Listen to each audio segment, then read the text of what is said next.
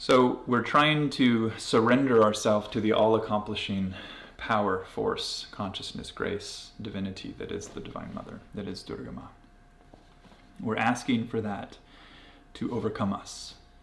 So I've seen it a lot, and I know pretty much everyone here knows better, but I've seen it a lot in a lot of the festivals where people, because all on the 10th day too, you burn Ravana, and it'll be like this attitude of like, yeah, kill the evildoer, like eliminate the bad person, and yeah, get the toxic person out of your life forever syndrome of mind.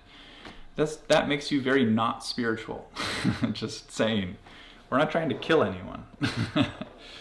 We're trying to understand our own power corruption system that's within us, so we can set it right, get it aligned with higher divine principles, which requires physically you have to do something, so that's seva. Mentally you have to do something, so that requires, you can't just think your spiritual path is going to be meditating, sitting down, doing nothing. Like mentally you have to engage. Emotionally you have to be uplifted and bring the vibe so that people feel emotionally uplifted, mentally uplifted, philosophically uplifted whenever, I guess, time or topic allows, a conversation allows. And physically, so you have to be engaged and you have to live your life according to some divine principles.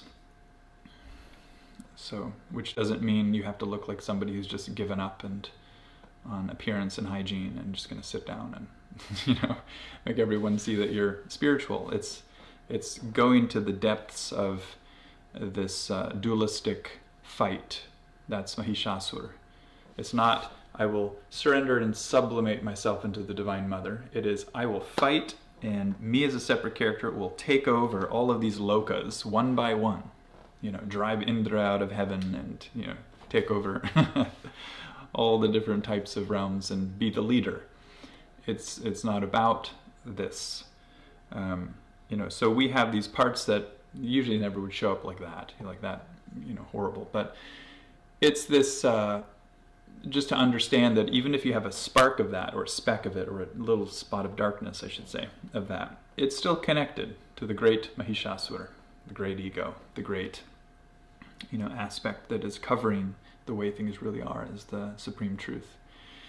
So it's a really beautiful way of looking at your process. These stories, if they don't relate to you, it's just like imagination gone wild, right? Even if you want to talk about how the real principles out there, if you don't apply them, then what's the point of principles? If you don't know how they fit with you and how you can make some serious change, then what's the point of the story? What's the point of the holiday? The holy day? What is the point of anything? So if you just think about the moon means something spiritual, but you don't apply the values to your life and try to reflect that, what's the point of celebrating full moon? Or new moon, or any phase, waxing or waning moon. So all the holidays are not to be just going into some story and then that's it. And then if it points to some goddess or god or something that you can connect to and get the Shakti, the blessings of, and then that benefits your life and goes forward, that makes you no different than pretty much anyone else on the planet. A spiritual aspirant is asking the deep questions because we have a yearning and interest to find out how we're wired and to fix the formed wiring. We have a deep interest in overcoming our darkness, to turning it to light. So when you're celebrating Navaratri, the nights of this fight, when you think about it, when you're in your deepest, most painful part, you feel like you're kind of in the dark, you're in the shadows, you lack light, you lack awareness, you can't see things straight, it's all kind of foggy and fuzzy and unclear, and you don't know what to do, and this is you. This is your fight. The question now is, who have you let fight your Mahishasura? Has it been the divine? Or has it just been another part of your ego that's trying to fight? And in this ever-present kind of tumultuous time, you, as an ego, separate and having goals of your own, fighting this other part that has goals of its own. And it's good that you're applying some positive power, but why not summon the divine? Why not summon Durga Ma? Why don't we naturally extend to that power, grace and presence, and say, Durga Ma, only you can help me. Please help me with this. I don't even know how deep the power struggle runs, because you don't know usually until you get it taken away from you. Or you're forced into a corner, or it could be a financial corner, an emotional corner, a mental corner, a life corner, a relational corner. There's so many corners in our life. They're all pretty stock and standard if you think about it. You're just put in an uncomfortable situation where you feel unsafe and uncomfortable, those two things, and you flip out, and you start to scheme and design how you can get it to go the way that you think is right or how you want it to be. And that's what all of the egos do. All of our egos are like that. They're built that way. Some are more subdued and more relaxed and healed, and they don't fight as much because they're kind of like, it's all Durga Ma. What's the point of fighting? It's almost like coming to that 9th night, and you might fight against the principles of unity.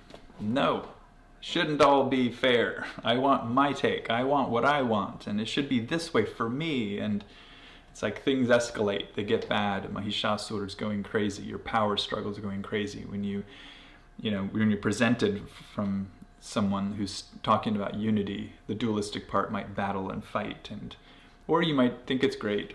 But if you don't ask the question, Mahishasura is not threatened. When you ask your own questions, why don't I really want to see all this as one and experience myself as all of this? Then you're asking those questions that hit Mahishasura. That's where you start realizing, oh wow, there's a lot of pain, fear, struggle, and comfort that's stuck in there, and I have to overcome this stuff, and that's your fight, that's your battle. So even though we look at Navaratri to be a 9-night thing, and then the 10th day, the celebration of overcoming the darkness, technically every day of your path is Navaratri. You are in it forever until you're not in it. So you have to make sure that who's fighting the fight for you is the right position and power, so to speak. You need to analyze what your relationship is with the divine, and ask yourself, how often do you call to the divine? Do you even feel like you're worthy enough to contact the divine? Which that's an ego issue. You're worthy enough, but if you keep doing everything anti-divine and you expect divine to come help you, you've probably just created some story to seemingly serve you, and to justify your actions, and they're wrong. But you can, as soon as you decide in that moment you want it to be for the good. Doesn't matter what your past is. Doesn't matter what you've ever done. It can be overcome in the moment. So 9 nights of struggle can symbolize, let's just pretend, let's make up a number here, 900, let's say trillion lifetimes. Let's just pretend it's 900. The 9 nights is really symbolic to 900 trillion lifetimes. There's no number to your lifetimes, but the better way to look at it is endless. You can't stretch that far. You can't think. You can't imagine. From origin to Mahapralaya, you can't imagine. But let's just pretend your 9 nights is really your 900 trillion lifetimes, or 900 quadrillion lifetimes. And if you feel like that's too low, 900 septillion lifetimes, go to the number you feel is fair for you. But at the end of the day, you're in the night, you're in the delusion, you're in the fog, you're in the darkness, and you're trying to overcome your own delusion that you're a separate character, separate from the rest of the stuff. This is you. Got to fight and power and struggle and get all the things to go your way, and jobs, careers, hobbies and relationships and finances and comfort and houses and vacations and all the things that you think you got to plan to make it your way in order to procure that happiness, that sensation, that pleasurable physical or mental or emotional sensation, that you never transcend those sensations. You always therefore become tied to, attached, and you become also not just the enjoyer of the positive, but also you are the person who's afflicted when they're taken away. And so that keeps even when you're happy, it means that you're tormented underneath. So it's not a true happiness, which is why your happinesses you experience are considered not true. They might be replicas or a spark of the true happiness. As Swamiji says, your happiness is a spark of the divine, but why not go for the whole thing that made the spark? So this way of looking at our many, many, many lifetimes, that's the question for you. Who will you let win? Will it be Durga Ma within you? Or is Mahishasura going to go for another round? Are you going to have a successful 10th day, where light and goodness and divinity overcomes the darkness? Or is the darkness going to keep going? And again, I'm not relating this as, you've been doing the worst of worst for 900 trillion lifetimes idea. I'm not relaying that. I'm saying that any spark of thinking you have to organize and fix life and make it how it needs to be so that impacts your happiness, safety, and security, your fulfillment, that's not really the right way to look at it. And so that's a part of the power-hungry side. It may not look that hungry. And especially if you've been fed with $1 million or $10 million, you might be on an ego high. It's a fake security blanket. You'll feel no threat because you have things to secure yourself. Or if you have other things like a house or car or things that you think make you feel happy, then you have a security blanket on top, which is one of the reasons why leaving the security blankets, like the idea of a sannyas, like leaving the security blankets to find out really what's what, is, kind of that path. Luckily, we can do that while we're kind of in the stew of life with all this stuff. It's just harder to sort things out if we're still trying to play the same ego games. But if you get honest and true with yourself, you can overcome even in the most wild terrain, aka normal life, like the craziness of normal life. So we want to focus on this all-accomplishing force and grace that can lead the way, be grace-led and grace-accomplished. It's not about just you fighting the fight. If you don't ask Durga Ma to help, the good part of you is like the appeal of like the villagers, that are, or all the people who are being run out by Mahishasura. All the demon forces are taking over and all the good souls are like, please help, please help. So your good part is like the part that's making the appeal to Durga Ma. But the question is, how strong is your appeal? How much are you really connecting and praying? How urgent is this of a matter to you? For many spiritual seekers, what they find when they really do hard questioning is that they're not treating it like it's very urgent. They're treating it like, oh, it'll happen whenever it happens, it's fine.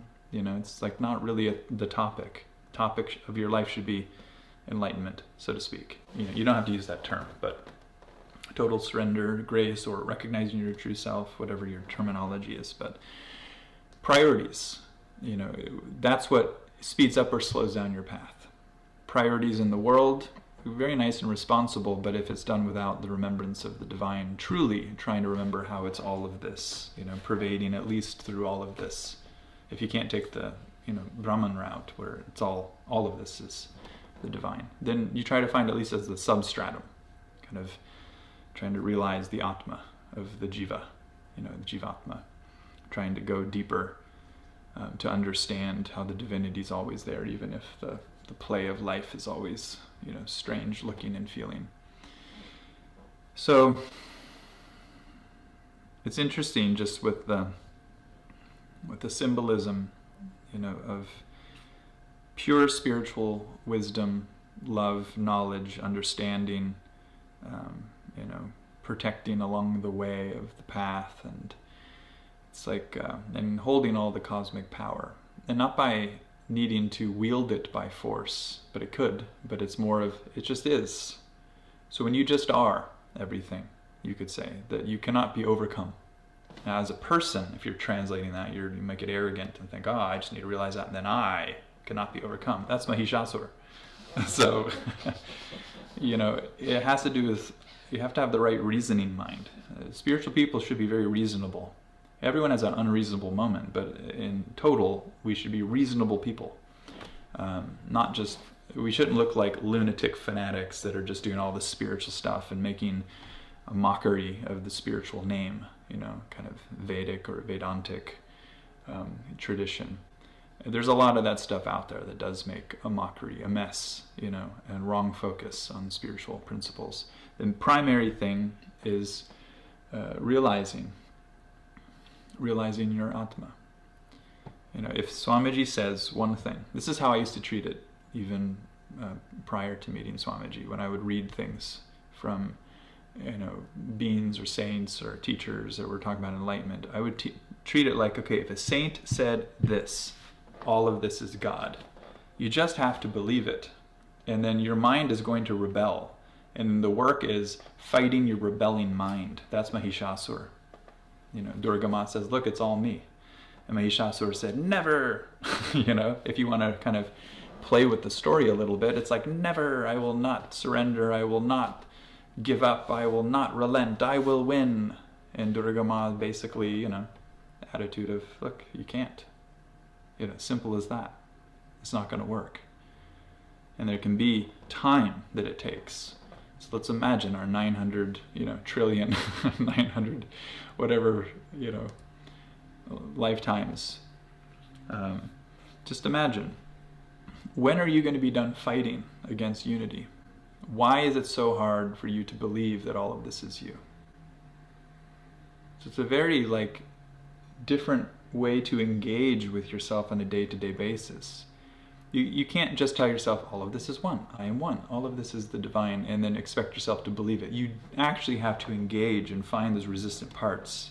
If you say all of this is the divine, all has come from the divine, it cannot really be a different substance of the divine, even if it's manifest through the principles of Maya to look like Tamas, Rajas, Sattva, to look like different formations and expressions. If it all came from the same source, it's all still the same. Even though it's appearing to be different, it must still be the same. So having that constant inquiry, looking into it, trying to really feel where there's traction, where it's like that part clicks and it's, oh, okay. That's not enlightenment, by the way. That would be like insight. That's some experiential change or shift of your consciousness, your being. Maybe just a mind state. Maybe just a way that you approached information. Maybe a way you approached your life dynamic. It could be just how you approach and live your life, or it could be on the way that you actually experience this. Where you feel a little less like this and a little bit more like this, everything. So when you're not constantly engaging in recognizing that you're more than what you feel you are, then you're kind of not allowing yourself to grow to your full potential. Now, if you look at it like I need to be more than what I am, and to you that equals developing more skill sets, acquiring more information, and getting smarter, to do what? What's your end game? What are you trying to accomplish, Mahishasura? Like, if you looked at yourself like that, it's like, oh, okay, whoops. Sorry. It becomes really clear. What's your end game? You either A, want to know all of this is yourself, or B, you've got a lot of stuff you want to do in your life and you want to accomplish. Fine. Why do you want to do these things? To become happy. Okay, why don't you think you can be happy without doing those things? When they fail, or if they fail, they may succeed, which keeps you might call it a blessing. Maybe it is. Maybe it's a curse because it keeps you on the hamster wheel longer. And you think you've got something. You think you can make it work. You think Mahishasura's like, I'm going to win. It's day 9, I'm going to win. Before he gets killed. But, you really have to reconsider, what you are. I know a lot of time we put focus on principles and values, virtues, and those are important. I'm not at all, slighting that or saying don't focus on that, focus on how you're one. If you don't have those qualities, you're really going to have a hard time seeing the unity of all things.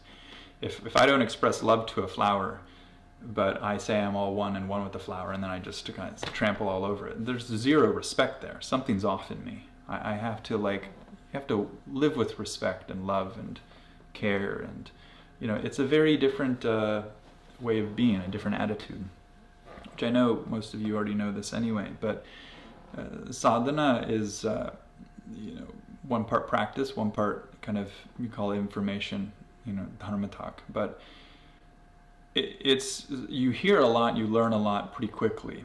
The real dharma talk is hearing it again and reminding yourself. So you hear it first when you're this small, you don't learn much. Yeah, you heard some words, you're learning new terms. I heard about the term moksha. That sounds amazing. I'll read some on that. You don't really know much. And so you're trying. 1 year later, you get the same talk, but you've grown. You've established, you've situated some things. You're not super grown, but you've grown some. You hear it again. It settles in a different way. So, and then the next year, you've grown.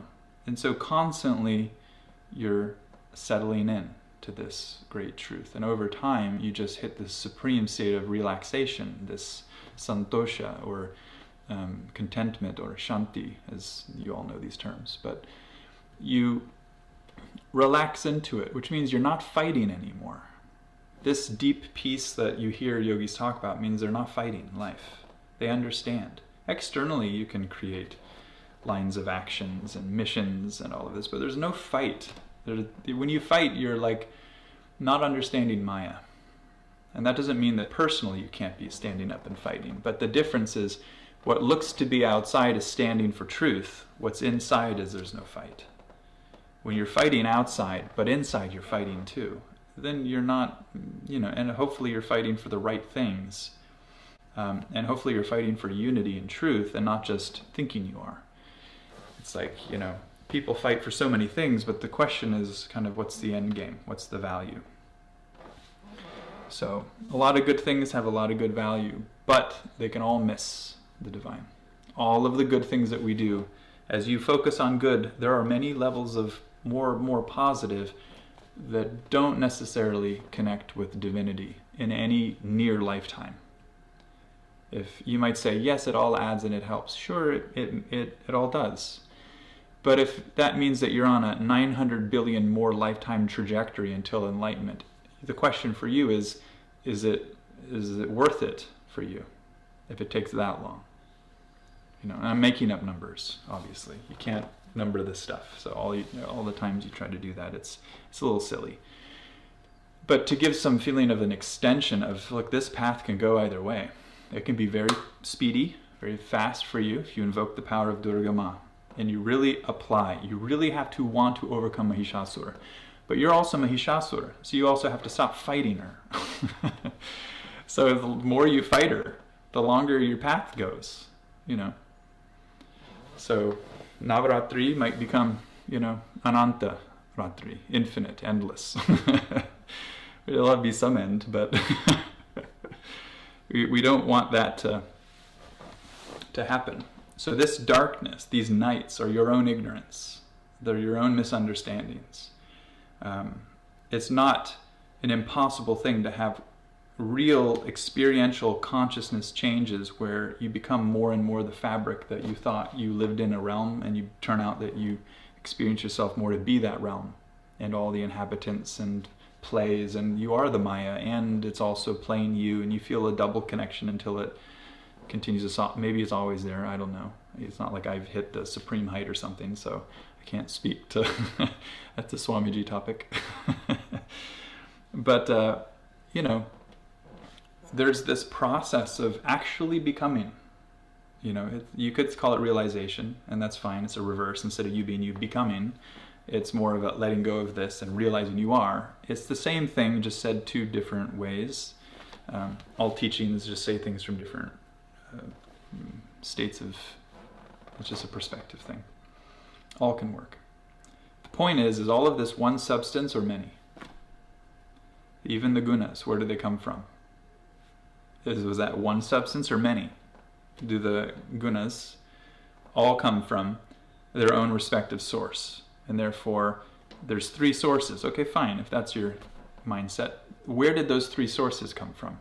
You might say, oh, well, they come from Shiv Shakti. Okay, well, is that two things or one thing to you? Oh, it's two. There's Shiva and there's Shakti, and they're it depends on your perspective. You either think it's consciousness and energy, or you think it's some aesthetic yogi and his wife.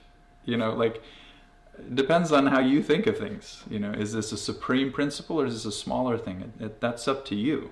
How big or small the choice is to interpret life. So same. How big or small do you interpret yourself? And if again you see it as yourself, you're going to interpret as bigger and you can do everything and nothing can limit you. But as a person, you're becoming Mahishasura again. You can do a lot of things and get decent enough at it, and maybe you get good at everything. But again, what's your end game? Why are you doing it? If it's for the Dharma, then you're not doing it for yourself. So there's no Mahishasura, because you're not trying to conquer the world. You're just simply emanating the truth through all directions. North, south, east, west, everything. It's just inside, outside. You're just emanating that. That's living according to your ultimate mission or purpose, or you're just being yourself, and that's what's happening. But when you have some mission, personal mission, it's always good to ask what's the end game. And it's always easy to say I'm doing it for others, but actually you're doing it for yourself. Most people do seva in a way where they say it's for others, but it's actually for their own fulfillment. And yes, it may help other people too.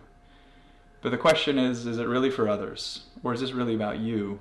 And you're happy that it would help other people too, which is nice. It's not like saying that's an evil thing. But what are we looking for? Are we looking for, the true Vedantic, teaching, the true state of all of this is one? Where all of this is the divine. Or are we looking for other things? Just to be me, accomplishing more things, just to be me, a little character, but I'm positive, just to be me, but I'm doing good for the world. Are you really trying to break the archetype of your own, personal ego? If you only look at ego as like a separate character that does bad things, then you're missing the point of the ego. The ego is also the separate character that does good things, but without understanding or experience of the divinity that it is, and all things are, and has come from. Where did your ego come from? Did you build it? Oh, so who built you? It's well, I don't know, my mind? I'm just making up things. I'm not going down the chain of logic I would go through necessarily. I'm just kind of throwing some words out there according to how I think some people would think. But then fine, who created your mind? Well, I did. Wait, so did you create your mind, or did your mind create you? It's then that's going into some more, Vedic teachings. And then either case, mind or you, what created the possibility for either one of those kind of interdependent laws and functions and forms to be built, to form? What existed to create those things? The point is that it's all the same substance. It looks very different substance. It feels very different substance. The particles, the waves, the way the photons, the light enters the eye, the sound waves enter the ear, the textures of all the sensations, everything appears through this perceptual range to be very different. Your emotional perceptual range, your mental perceptual range, your psychic perceptual range, which a lot of people misunderstand and think that means that they're enlightened. Psychic, you can be psychic or not, and it's not necessarily going to be helping you with your enlightenment. It can be, but it depends on you. And it doesn't depend on whether or not you're on a path for enlightenment. It depends on you. It depends on what's your end game here. So this battle is your battle. And the question is tonight going to be your last battle? So, tomorrow, will it be your victory of life? Or will this be your victory? You can live in the bright phase of your life. And that is what is, it does require some good contemplation. And it's not so much on, I'm a little person, and did I do this for good or right or wrong reason? That has kind of an end to contemplation. It's always there, but because you do have to check your motives and check yourself constantly, pretty much. But the point is, when you live your life, do you focus on all of this being you, or just this being you, and this is the life has nothing to do with you, and you're disconnected to so many degrees, and whether or not you ever realize that or not, it's kind of it's kind of in the air somewhere, floating around, saying maybe I'll realize it, maybe I won't, but I don't really care. So this is your battle. In a sense, the highest part of you is Durgama. The most truthful part of you is Durgama. And how wonderful is that to hear? So you can accomplish by your spiritual penance, your spiritual values.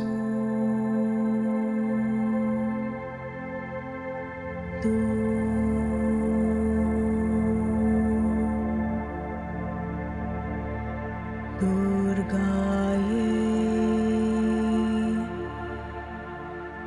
Namaha.